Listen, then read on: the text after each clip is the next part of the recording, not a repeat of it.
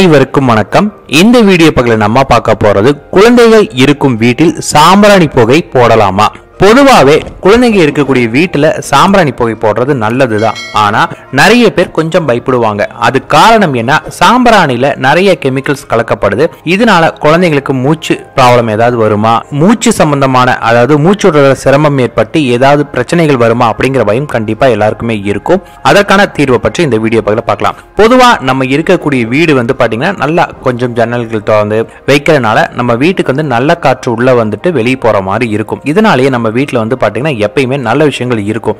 அதனால முடிஞ்ச அளவுக்கு நீங்க சாம்பிராணி புகை போடுவதா இருந்தா உங்களோட வீட்டுல ஜன்னல் கதவுகளை நல்லா திறந்து வைங்க.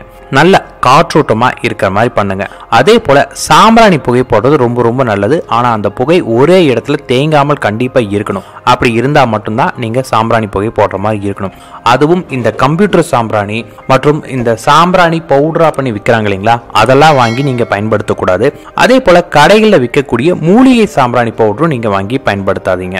நீங்களாவே நல்ல சுத்தமான சாம்பிராணி கட்டி வாங்கி அதை பவுடர் பண்ணி அதை நீங்க வீட்டுல புகையா போடும்போது நம்ம வீட்டுக்கு எல்லா விதமான நல்ல நன்மைகளும் கிடைக்கிற மாதிரி இருக்கும். பொதுவா நாட்டு மருந்து கடைகளை நீங்க கேட்டாவே உங்களுக்கு சாம்பிராணி கட்டி கிடைக்கிற மாதிரி இருக்கும். நாட்டு மருந்து கடைகளே மத்த நீங்க மூலிகை சாம்பிராணி புகை போடணும்னு நினைச்சீங்கன்னா அதற்கான பொருட்களும் விற்பாங்க.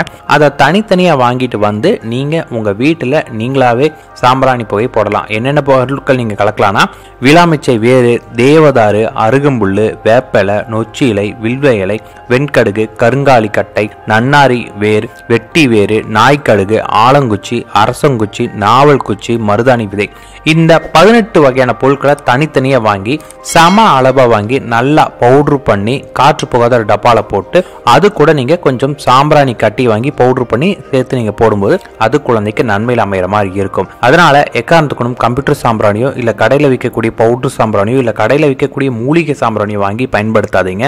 அது குழந்தைகளுக்கு மூச்சு திணறல் போன்ற வியாதிகளை உண்டு பண்ற மாதிரி இருக்கும். அதற்கு போல இது போல பயன்படுத்தும்போது குழந்தைகளுக்கு நன்மை பயக்கிற மாதிரி இருக்கும். நன்றி, வணக்கம்.